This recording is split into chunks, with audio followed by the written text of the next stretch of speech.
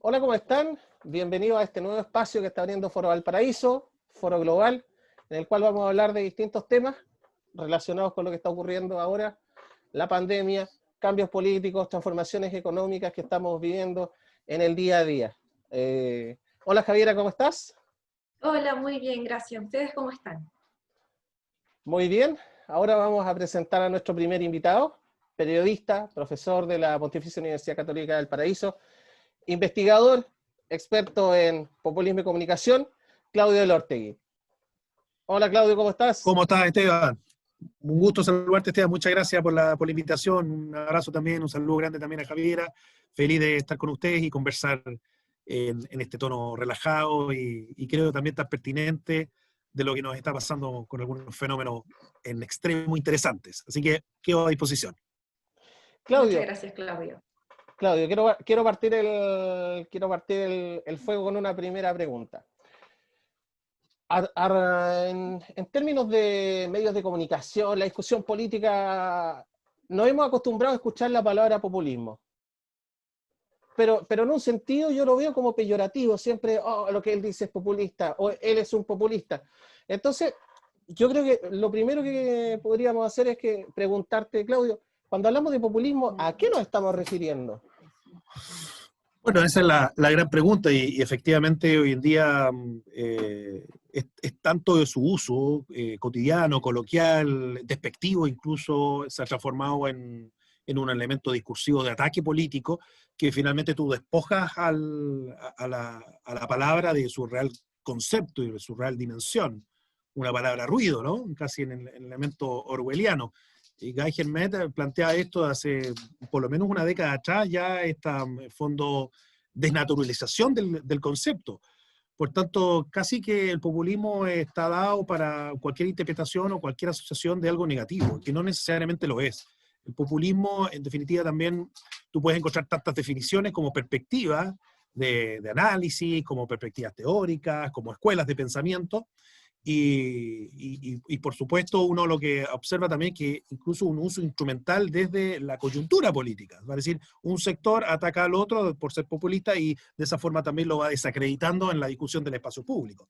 Ahora, yo provengo evidentemente del área de comunicación política, ahí está fuertemente, ¿cierto?, el estudio del doctorado, donde uno rápidamente se da cuenta de este escenario que tú señalas en el ámbito conceptual del populismo y qué es lo que uno hace, respetando, por supuesto, e integrando lo que es la perspectiva histórica, ¿cierto?, que incluso sitúa los populismos en determinados trechos, es cierto, en determinados momentos del desarrollo de determinadas regiones, para qué decir Latinoamérica, donde ha sido tan importante cierto populismo para la cultura política, integrando ese elemento también culturalista muy propio del estudio de la antropología política o de los elementos más simbólicos.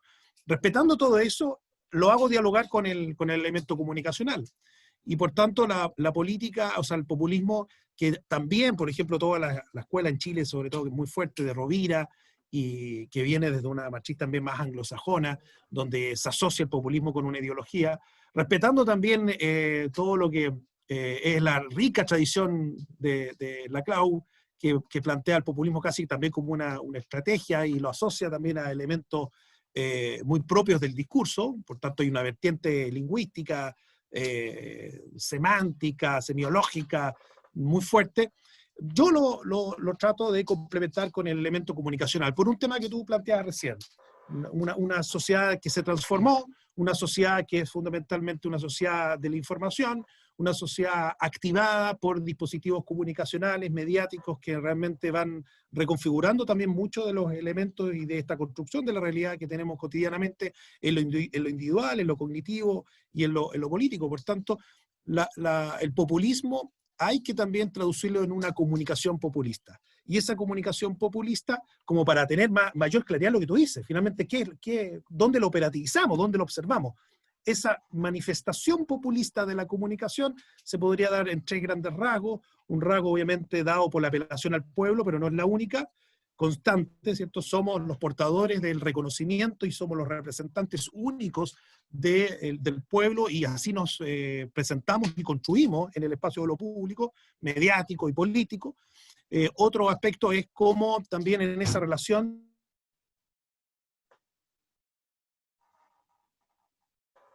Justo, ahí tuvimos, espera, parece que se fue un poquito la señal.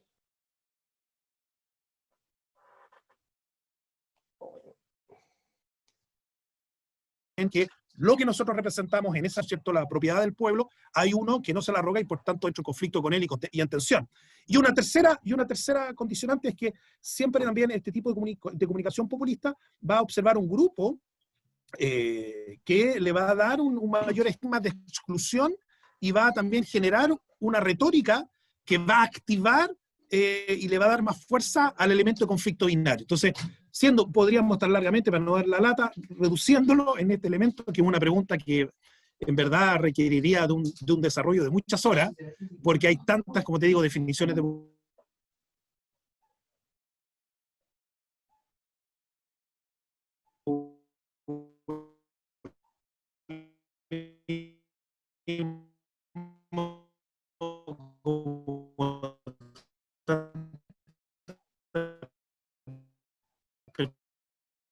Políticos.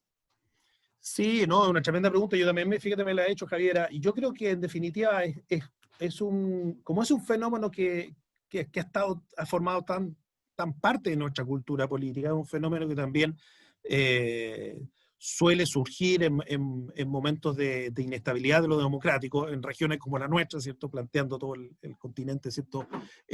Ha formado parte de nuestra cultura política esa inestabilidad de lo democrático, ¿no? Y de las pugnas, las tensiones, las luchas, en los accesos, exclusiones que se ha dado, en los elementos de participación. Entonces, ahí hay un componente que obviamente, ¿cierto?, siempre va a activar la lucha entre el pueblo y la élite.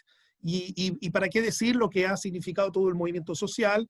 No estoy planteando que el movimiento social sea populista, porque hay elementos que hay que diferenciar con claridad, pero obviamente son las condiciones en las que se dan, en las que pudiese surgir algunos elementos de características populistas y que nos preocupa, porque si uno sigue observando, ¿cierto?, las encuestas, siguen apareciendo candidatos desde el punto de vista espontáneo, que uno sí puede asociar directamente con una vertiente populista, por lo que ha sido su representación justamente en los ámbitos de lo social y de lo mediático, por citar personas como Parisi, por citar personas como Farca.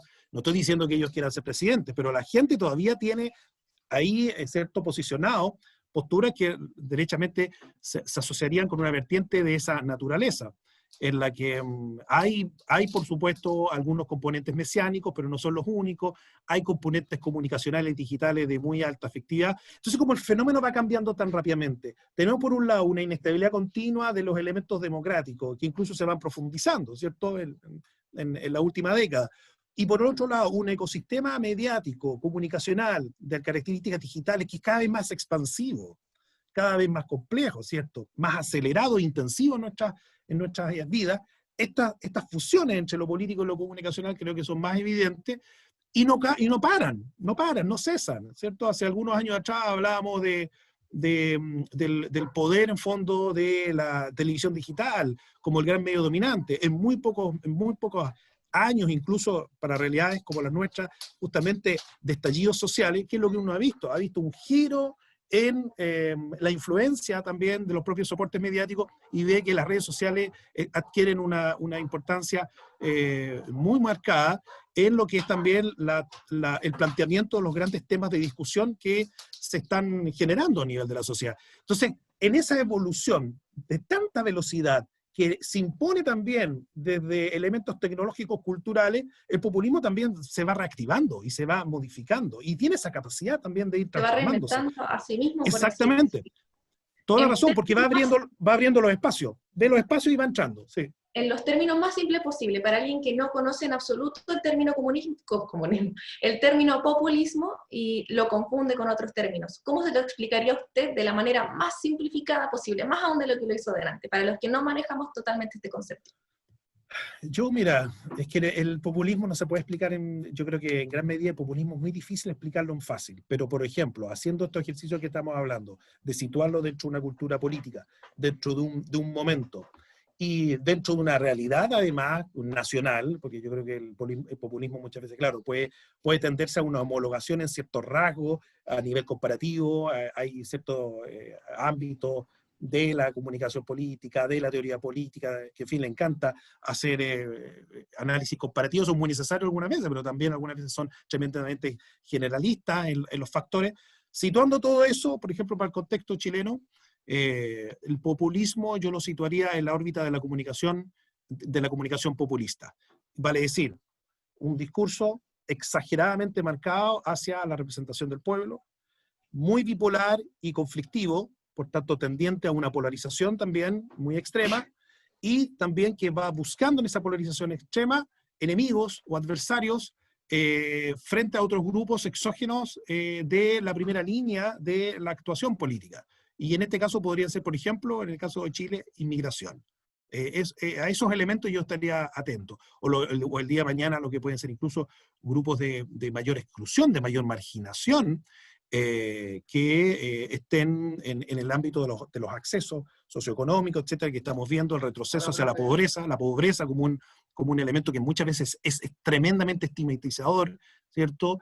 Y que algunos populismos también pudiesen asumir en ello, ¿por qué cosa? La relación de la pobreza con la delincuencia, o como muchas veces hemos visto, la relación de la infancia con temas del Sename, como si eso fuera los grandes catalizadores de todos los males de la sociedad, ¿cierto? Una estigmatización hacia la infancia. Entonces eso aglutina a tu fuerza política, le da fuerza a lo discursivo y obtiene ¿qué? Un reconocimiento inmediato en la respuesta de una estrategia también electoral que hay detrás de este tipo de populismo. ¿Usted lo asocia a algo totalmente negativo también entonces? No necesariamente, ¿En también qué es muy caso buena podría ser observación. como positivo?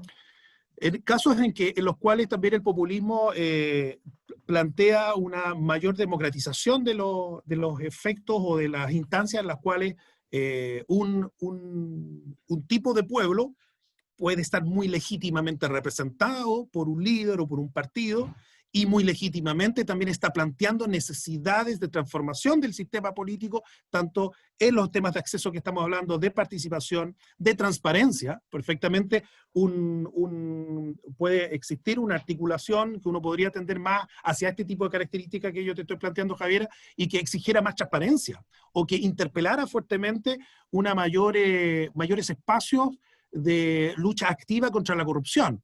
Entonces, dentro de esta terminología que estamos hablando, podrían ser elementos populistas, pero que lo importante también es que eso pueda enfocarse, pueda entroncarse con realmente, esperemos, procesos virtuosos o varios espacios de esa democratización, como uno probablemente vio en algunos casos y en algunos ejemplos. Ahí Esteban me puede ayudar mucho más, que el experto histórico, en la década del 30, ¿cierto? 50, en nuestras realidades nacionales. Pero ¿qué es lo preocupante? Que muchos de estos populismos, Trump, por ejemplo, en eso Esteban con Crisóstomo han estudiado también derechamente el tema, Bolsonaro, los Orban, por citar algunos, parten con esta deriva que es muy atractiva en la comunicacional, que por tanto recolectan mucho de la indignación, de la ira, ¿cierto?, en términos electorales, y ese populismo a poco llegar al poder y obtenerlo, porque también son muy efectistas y efectivos en ese tipo de comunicación, empiezan a derivar en un autoritarismo, y eso es lo que preocupa más. No todo populismo no todo populismo, disculpa Javier, va a derivar en un autoritarismo, a eso voy. Sí. Justamente de eso le vamos a hablar a continuación, pero primero quiero cederle la palabra a Esteban. No sé si quiere hablar más del tema o pasar al tema de las fake news. Sí, de hecho, eso no la quería consultar, porque justo como tú tocaste el tema de Trump, Bolsonaro, Orban y tantos otros que están dando vueltas en el escenario político contemporáneo, y también porque yo sé que es un tema que tú también eres experto y has hecho hartos trabajos relacionados con las fake news y manejas el tema también de los bots, lo que ha estado pasando en redes sociales. Populismo y fake news. ¿Cuál es la relación? ¿Hay relación? ¿Para dónde va el asunto? Sí, no, hay simplemente puntualizar un poco, más que experto en fake news, yo creo que hay personas que llevan investigando el tema de las fake news de manera mucho más concreta, con un nivel de publicaciones muy alto en nuestro país, muy ligadas, por ejemplo, al Instituto Milenio, Fundamento de Datos. Lo que nosotros estamos haciendo, y aquí planteo el nosotros porque no es un trabajo individual ni mucho menos, es en el marco de un equipo de investigación interdisciplinario liderado por Pedro Santander en el ámbito de DIP, nuestro grupo de demoscopia de electrónica al espacio público, que ha sido un proyecto interdisciplinario interno de la Católica del Paraíso, y en el que hemos estado buscando relaciones entre la comunicación política, los elementos también muy dados a la expresividad de lo político en redes sociales, y todo lo que influye en elementos también predictivos, pero sobre todo lo que podría uno señalar como nuevas expresiones de lo político. Y ahí el elemento fake news es uno más, ¿ya? Desde ese punto de vista, lo que tú señalas en relación entre fake news y populismos, hay más estudios depurados a nivel internacional en procesos de campañas electorales y en lo que fue, por ejemplo, la experiencia de Bolsonaro y de Donald Trump.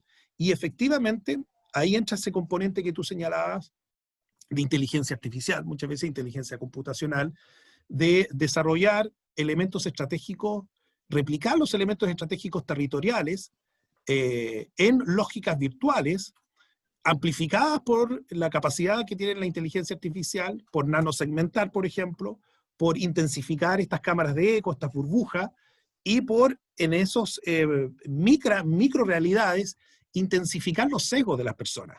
Y por tanto reafirmar ciertos sesgos y ciertos elementos, uno podría decir cognitivos y de lo simbólico, que son muy efectivos para movilizar el voto.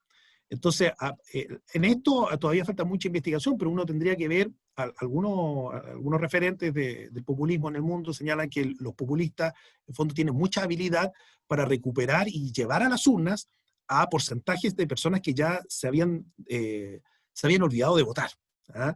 Y eso se liga, no necesariamente, pero podría haber algún tipo de relación entre esas personas que se olvidaron de votar y su profundo hastío, ¿cierto? Indignación y hasta ira con el sistema.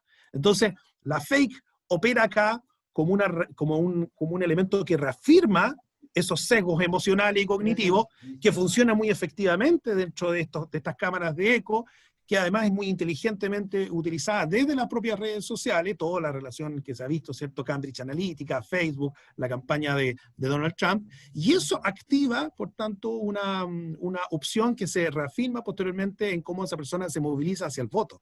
Entonces los populistas, aparentemente, o al menos estos que estamos hablando, ¿cierto? Erdogan, Orbán, Bolsonaro, Trump, por citar algunos, Le Pen también en su momento, se entienden muy bien con este tipo de relación, de vinculación con lo digital, ponen sus lucas de las campañas, evidentemente, y de manera muy importante ahí, y si más encima tienen ayuda, como son las dudas que hay que seguir despejando en las investigaciones de cada uno de estos países, si más encima tienen la ayuda de estas grandes compañías, que son 4 o 5 las que dominan realmente todo el elemento informacional digital en el mundo, se hacen unas máquinas electorales de una potencia muy grande.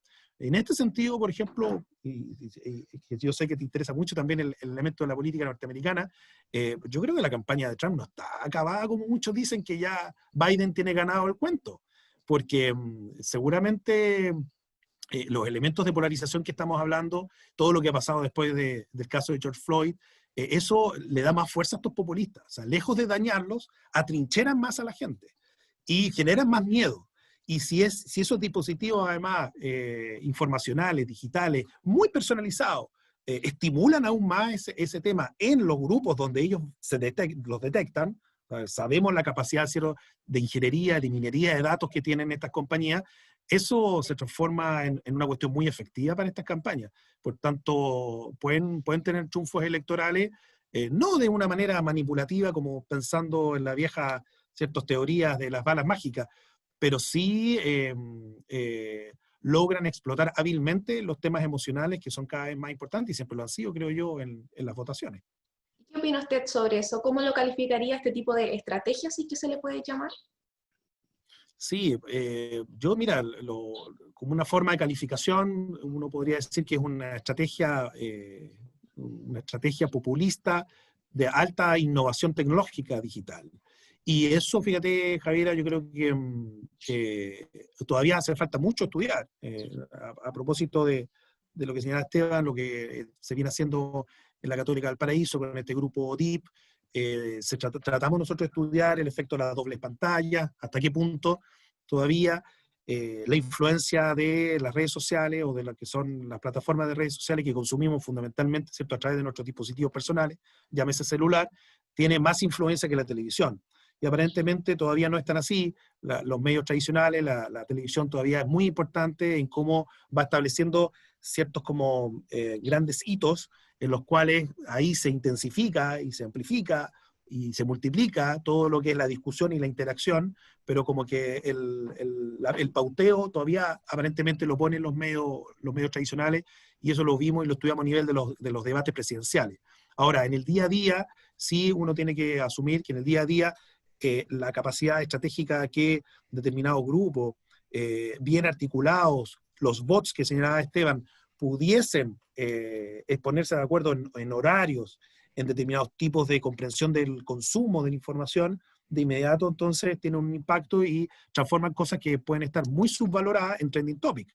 Y eso a su vez lo toman los grandes medios de comunicación y lo amplifican como si fueran los grandes temas de discusión, y ahí entramos también en todas estas teorías que se están diseñando y que los expertos en grafo y que los expertos en ingeniería informática claramente lo pueden comprobar, que todos estos espejos de la realidad, el espejismo de la realidad, los espejismos de las minorías, en fondo, y de las mayorías, o sea, cómo determinados temas que no necesariamente son de gran interés, sí logran penetrar y transformarse en temas de influencia y de comentario a partir de este tipo estratégico de presentación de los paquetes estratégicos también en lo electoral. Esto en lo electoral se intensifica porque como es más acotado el tiempo y hay más volatilidad, y si a esto se añade además que estamos en un mundo y que están sucediendo muchos temas en simultáneo y que afectan como nunca, obviamente, nuestras seguridades, nuestras certezas, bueno, el tema es un libro abierto en cuanto a la investigación y en cuanto a los efectos. Claro. Oye, Claudio, una consulta. Nosotros estamos, y yo creo que nadie duda de eso, estamos en una suerte como de época como bisagra. Estamos marcados por un cambio de época y no tenemos mucha claridad con lo que podría ocurrir en los próximos años. Tenemos crisis políticas, crisis económicas, estallidos sociales que no solamente han ocurrido en Chile, sino que en varias partes del mundo. El futuro, ¿cómo lo ves tú? ¿Cómo ves tú lo que va a pasar con los populismos de derecha, los populismos de izquierda? Es una tremenda pregunta porque predecir hoy día, ¿cierto?, anticiparse o proyectar es tan difícil, es un ejercicio tan complicado. Uno ve, por ejemplo, y no quiero ir tan hacia el futuro, quiero ir, por ejemplo, hacia el 25 de octubre. Uno ve una actividad intensa en redes sociales del rechazo, ¿ah? Con varios trending topics que se han intensificado en las últimas semanas. No obstante, uno ve las encuestas de opinión y observa también que aparentemente la opción del apruebo sería cada vez más grande, ¿cierto? Y más mayoritaria, más contundente. Entonces, ahí, ¿por qué planteo este escenario? Porque tendríamos que ver, y va a ser muy interesante lo que va a pasar el 25 de octubre. Yo creo que yo, por ejemplo, por lo que veo, por lo que uno conversa, por lo que ve y cruza las encuestas, uno estaría más cerca de un 70-30, ¿no? Pero no obstante, Twitter te dice otra cosa, y la cuestión está bastante pareja. Entonces, vamos a ver qué va a pasar finalmente el 25 de octubre, y ahí la pregunta que se tendría que hacer es, todo el tema, porque uno rápidamente aprecia también en la opción del rechazo una actividad mucho más jerarquizada, más estratégicamente, uno podría decir, más articulada que el apruebo, que es mucho más inorgánico, ¿cierto? O sea, más orgánica, es más ciudadana. Uno aprecia, por ejemplo, quiénes son los grandes émbolos, ¿cierto? Los grandes nodos, y ve a periodistas, ve a medios de comunicación alternativos, o sea, se ve un ecosistema más variado, más diverso, donde no se aprecia tampoco gran influencia de los partidos políticos, ¿no?, en esto. ¿Ah? Y eso también reafirma muchas de las cuestiones que vienen sucediendo en el último tiempo. Por el otro lado, uno ve una cuestión más esquematizada, etc. Entonces, vamos a ver si ese elemento estratégico influye, por ejemplo, en el resultado. Y ahí se pueden aparecer muchas preguntas. Entonces, si eso influyera, ponte tú, si uno hubiese un porcentaje del rechazo mayor, claro, y uno diría, mira, estas técnicas en verdad empiezan a tener, siguen teniendo una reafirmación en los procesos. Y recordemos lo que pasó, y la sorpresa del Brexit, y la sorpresa, ¿cierto?, del plebiscito en Colombia, y la sorpresa del resultado de Trump. Yo tengo esperanza de que, en definitiva, también cada vez nosotros tengamos más capacidad para ir detectando estas cuestiones, más capacidad para ir afinando nuestra sensibilidad a la desinformación. La desinformación genera un tremendo caos del punto de vista de cómo se acrecienta también la pérdida de credibilidad y de confianza. Y finalmente tú tienes que finalmente confiar en alguien. Entonces, si seguimos con esta caída muy fuerte en la confianza, yo creo que el populismo sigue siendo muy fuerte. El populismo dentro de esta vertiente, insisto, de esta vertiente más estratégica electoral, que apela a estos tres grandes rasgos que estamos hablando. Si seguimos con un proceso de polarización fuerte en nuestro país y en el mundo, el populismo va a estar absolutamente en su salsa. Y de hecho, Joshua Mook, que es uno de los interesantes referentes, él hizo su doctorado en Harvard sobre el tema del populismo, él plantea una cuestión que es interesante. Dice, mientras más fácil tú estés en contra de algo y más difícil estés a favor de algo, que pareciese que estamos un poco muchas veces en esas situaciones, ¿no? Todo lo criticamos, todo lo encontramos malo, con justa razón o no, pero es muy difícil ver opciones en lo político que a ti te den confianza, porque una cosa va... Yo creo que tenemos una clara tendencia, ¿cierto?, hacia la prueba y hacia la necesidad de oxigenar el tejido democrático y los cambios y la legitimidad, obviamente, de nuestros grandes marcos, los cuales vamos a plantear nuestra discusión de lo político. Pero en general lo que uno ve es que cuestiones de esa naturaleza que nos cohesionen son muy poquitas, son muy poquitas. Y también ahí yo planteo la reflexión hacia el futuro, que la discusión de lo constitucional, en la medida que nos pueda cohesionar, no dividir, que nos pueda, dentro de nuestras diferencias, plantear un rumbo, un norte, en la cual haya un poquito de mayor esperanza en los mecanismos democráticos o en la mejora de esos mecanismos democráticos, yo creo que vamos a seguir avanzando como país en tantas pruebas difíciles que hemos tenido. Si por el contrario, ahí vemos que esta cuestión va a intensificar, el populismo va a aparecer por todos lados, va a aparecer un populismo de izquierda, de derecha, de lo extrapartidista también. Veamos como la cantidad de personas, y eso también es otra cosa que me preocupa, la cantidad de personas que no se sienten identificadas no con partidos políticos, sino ni con el eje izquierda-derecha. Entonces, eso alguien lo puede capitalizar. Pues. Entonces, esos son los elementos, y yo estaría un poquitito hacia una reflexión rápida que tú me exiges, Esteban, para ver hacia dónde estar atento con el futuro. Perfecto. Oye, Claudio, muchísimas gracias por haberte dado el tiempo para conversar con nosotros. Estamos muy agradecidos. Y bueno, la invitación está abierta para que en una próxima oportunidad sigamos conversando estos temas, porque tenemos, yo creo, tenemos para rato con estos grandes temas. Exacto, te agradezco igualmente por ser parte de este ciclo de entrevistas, así que nos despedimos y te damos las gracias, muchos saludos. A la distancia, gracias. Ahora tiene que ser por Zoom. Sí, exactamente. Gracias, Javiera, gracias, Esteban, y éxito con el programa. Hace tanta falta justamente esto que estamos hablando. La mejor forma de seguir avanzando y en el respeto, en la capacidad de intercambio, es dialogando. Lo que creemos en las visiones dialógicas de la comunicación, este proyecto como el que ustedes están haciendo siempre nos va a apasionar, y cuenten con toda la participación y con todo lo que ustedes necesitan. Así que un fuerte abrazo.